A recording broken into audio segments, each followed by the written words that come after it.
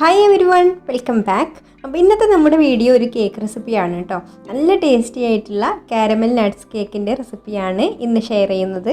അപ്പോൾ നമുക്ക് പെട്ടെന്ന് തന്നെ ഇതെങ്ങനെയാണ് തയ്യാറാക്കുക എന്നുള്ളതൊന്ന് കണ്ടു നോക്കാം.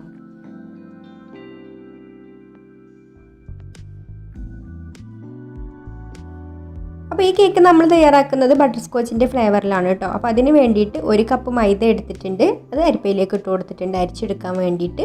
ഇനി ഇതിലേക്ക് 1 ടീസ്പൂൺ ബേക്കിംഗ് പൗഡർ ചേർത്ത് കൊടുക്കാം. പിന്നെ ഇതിലേക്ക് 1/4 ടീസ്പൂണിൻ്റെ പകുതി ബേക്കിംഗ് സോഡ ചേർത്ത് കൊടുക്കുന്നുണ്ട്. ഇനി 1 നുള്ളു ഉപ്പും കൂടെ ചേർത്ത് കൊടുത്തിട്ട് ഇത് അരിച്ചെടുക്കാം.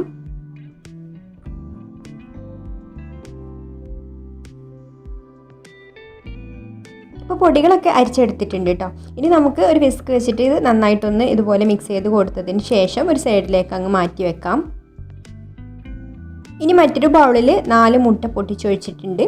ഇതിലേക്ക് 1 ടീസ്പൂണ് വാനില എസൻസും കൂടി ചേർത്ത് കൊടുക്കുന്നുണ്ട്, ആ മുട്ടയുടെ സ്മെല്ലൊന്ന് പോകാൻ വേണ്ടിയിട്ട്.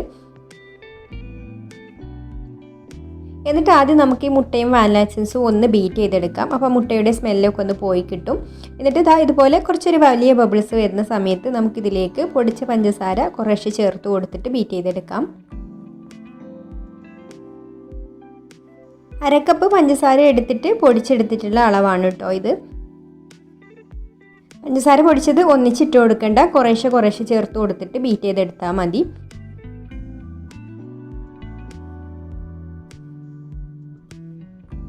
ഇപ്പോൾ ഇതിലേക്ക് മുഴുവൻ പൊടിച്ച പഞ്ചസാരയും ചേർത്ത് കൊടുത്തിട്ടുണ്ട് കേട്ടോ. ഇനി നമുക്ക് ഇത് നന്നായിട്ട് ബീറ്റ് ചെയ്ത് ഇതുപോലെ നല്ല ഫ്ലഫി ആവുന്നത് വരെ ബീറ്റ് ചെയ്തെടുക്കണം.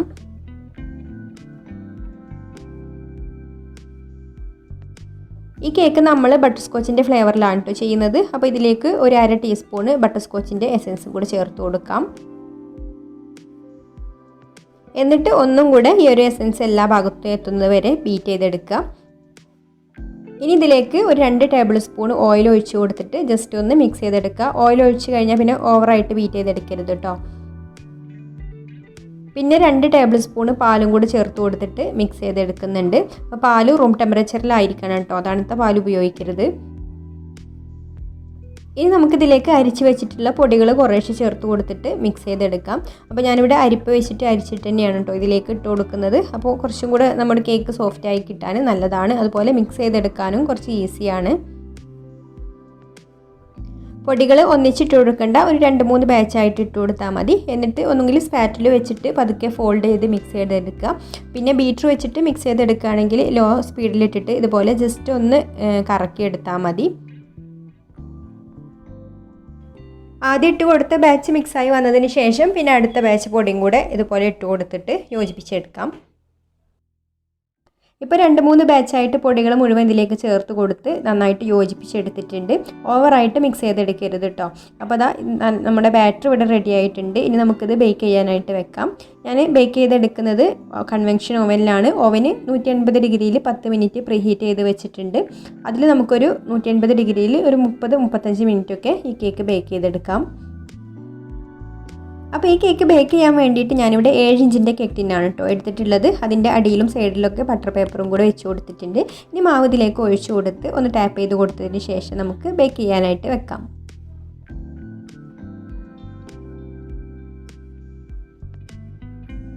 ഇപ്പോൾ നമ്മുടെ കേക്ക് ഇവിടെ ബേക്കായി വന്ന് നന്നായിട്ട് ചൂടാറിയതിന് ശേഷം ഞാൻ കേക്ക് ടിന്നിൽ നിന്ന് പുറത്തെടുത്തിട്ടുണ്ട്. അപ്പോൾ നമ്മൾ മുഴുവനായിട്ട് ബട്ടർ പേപ്പർ വെച്ചുകൊണ്ട് കേക്ക് ടിന്നിൽ നിന്ന് റിമൂവ് ചെയ്യാൻ എളുപ്പമാണ് കേട്ടോ. ഇനി നമുക്ക് കേക്കിനെ 3 ലെയറായിട്ട് കട്ട് ചെയ്തെടുക്കാം.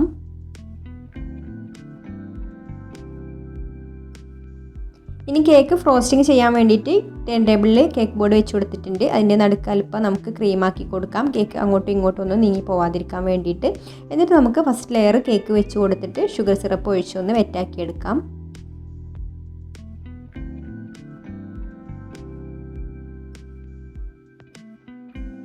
എന്നിട്ട് നമുക്ക് ക്രീം സ്പ്രെഡ് ചെയ്ത് കൊടുക്കാം.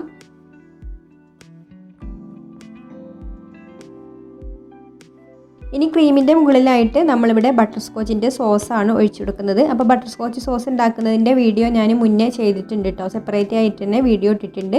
അതിൻ്റെ ലിങ്ക് ഞാൻ ഡിസ്ക്രിപ്ഷൻ ബോക്സിൽ കൊടുക്കാം, അറിയാത്തവരുണ്ടെങ്കിൽ അതൊന്ന് കണ്ടു നോക്കാം. ഇനി ഈ സോസ് ക്രീമിലൊന്ന് ഇതുപോലെ മിക്സ് ചെയ്തെടുക്കാം.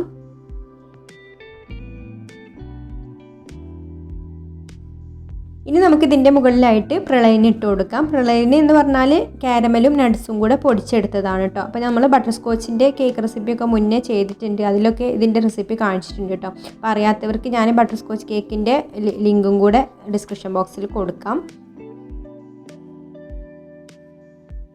പിന്നെ കാരമൽ നട്ട്സ് കേക്ക് ആയതുകൊണ്ട് നമ്മളിതിൽ എക്സ്ട്രാ കുറച്ച് നട്ട്സും കൂടെ ചോപ്പ് ചെയ്തിട്ട് ഇട്ട് കൊടുക്കുന്നുണ്ട് കേട്ടോ. പിന്നെ അടുത്ത ലെയർ കേക്ക് വെച്ച് കൊടുത്തിട്ടും നമ്മൾ നേരത്തെ ചെയ്തതുപോലെ തന്നെ ഷുഗർ സിറപ്പ് ഒഴിച്ച് വെറ്റാക്കിയതിന് ശേഷം ക്രീം സ്പ്രെഡ് ചെയ്ത് കൊടുക്കാം. പിന്നെ ലെയറിലായിട്ട് ബട്ടർ സ്കോച്ചിൻ്റെ സോസും പ്രളയനും നട്ട്സും ഒക്കെ ഇട്ട് കൊടുക്കാം. ഇനി ലാസ്റ്റ് ലെയർ കേക്ക് വെച്ച് കൊടുത്ത് അതിനെ ഷുഗർ സിറപ്പ് ഒഴിച്ച് വെറ്റാക്കിയതിന് ശേഷം പിന്നെ കേക്കിനെ ഫുള്ളായിട്ട് ക്രീം വെച്ചിട്ടൊന്ന് ക്രം കോട്ടിങ് ചെയ്തെടുക്കാം.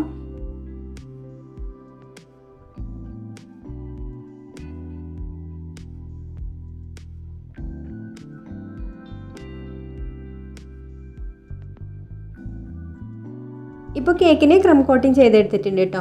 ഈ ഫ്രിഡ്ജിൽ വെച്ച് ഒന്ന് സെറ്റ് ആയതിനു ശേഷമാണ് പിന്നെ അടുത്ത കോട്ടിങ് കൊടുക്കുന്നത്. ഇനി കേക്കിനെ കുറച്ച് കട്ടിയിൽ തന്നെ ഫുള്ളായിട്ട് ക്രീം വെച്ച് കവർ ചെയ്ത് കൊടുത്ത ശേഷം ഒന്ന് ഫിനിഷ് ആക്കി എടുക്കാം.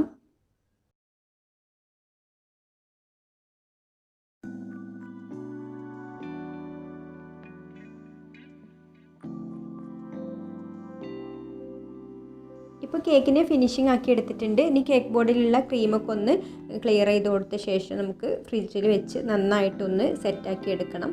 അപ്പോൾ പെട്ടെന്ന് സെറ്റ് ആവണമെന്നുണ്ടെങ്കിൽ ഫ്രീസറിൽ വെച്ചാലും മതി കേട്ടോ. ഇനി നമുക്ക് ഇതിൻ്റെ മുകളിൽ ഗ്ലേസ് ഒഴിച്ച് കൊടുക്കാനുണ്ട്. അപ്പോൾ ഗ്ലേസ് ഒഴിച്ച് കൊടുക്കാൻ ക്രീം നന്നായിട്ട് സെറ്റ് ആവണം.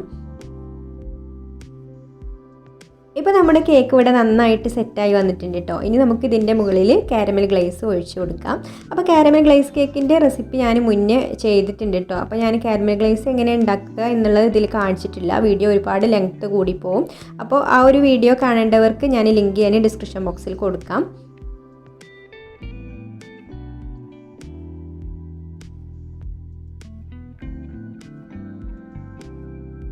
അപ്പോൾ ആദ്യം ഒഴിച്ച് കൊടുത്തിട്ട് പിന്നെ ഫ്രിഡ്ജിൽ വെച്ച് ഒന്ന് സെറ്റ് ആയതിന് ശേഷം ഇപ്പോൾ ഞാൻ രണ്ടാമത്തെ കോട്ടിങ് ഒഴിച്ച് കൊടുക്കുകയാണ് കേട്ടോ.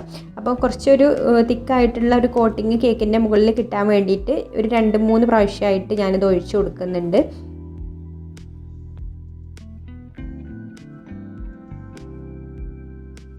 അപ്പോൾ 2-3 പ്രാവശ്യം ഒഴിച്ച് കൊടുത്ത് നന്നായിട്ടൊന്ന് സെറ്റായി വന്നാൽ കേക്കിൻ്റെ മുകളിൽ ഇതുപോലെയാണ് കേട്ടോ ഉണ്ടാകുക. നല്ല കട്ടിയിൽ തന്നെ ഒരു കോട്ടിംഗ് ആയിട്ട് കിട്ടും. പിന്നെ കേക്കിൻ്റെ സൈഡിലായിട്ട് നമ്മൾ കാരമലും നട്ട്സും കൂടെ പൊടിച്ചിട്ട് വെച്ച് കൊടുത്തിട്ടുണ്ട്. കേക്കിൻ്റെ സൈഡിൽ ഫുള്ളായിട്ട് വെച്ച് കൊടുത്തിട്ടുണ്ട് കേട്ടോ.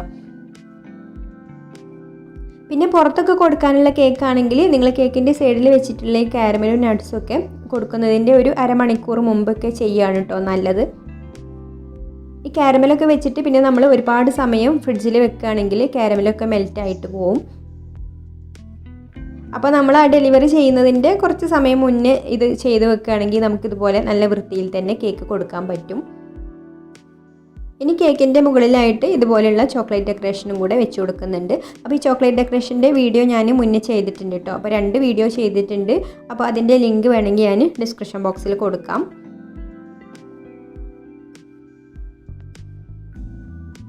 പിന്നെ 2 ചോക്ലേറ്റ് സിഗേഴ്സും കൂടെ വെച്ച് കൊടുക്കുന്നുണ്ട്. അപ്പോൾ അതാ നമ്മുടെ കാരമൽ നട്ട്സ് കേക്ക് ഇവിടെ റെഡി ആയിട്ടുണ്ട്. അപ്പോൾ എല്ലാവർക്കും ഈ ഒരു റെസിപ്പി ഇഷ്ടമായിട്ടുണ്ടാവും എന്ന് വിചാരിക്കുന്നു. ഇഷ്ടമായിട്ടുണ്ടെങ്കിൽ ഒന്ന് ലൈക്ക് ചെയ്യുക, ഷെയർ ചെയ്യുക, നിങ്ങളുടെ അഭിപ്രായങ്ങളൊക്കെ താഴെ കമൻറ്റ് ചെയ്യുക. പിന്നെ ഈ ചാനൽ സബ്സ്ക്രൈബ് ചെയ്യാതെ കാണുന്നവരാണെങ്കിൽ ഒന്ന് സബ്സ്ക്രൈബും കൂടെ ചെയ്ത് സപ്പോർട്ട് ചെയ്യണേ. അപ്പോൾ ഇനി മറ്റൊരു നല്ല വീഡിയോ ആയിട്ട് വീണ്ടും വരാം. താങ്ക്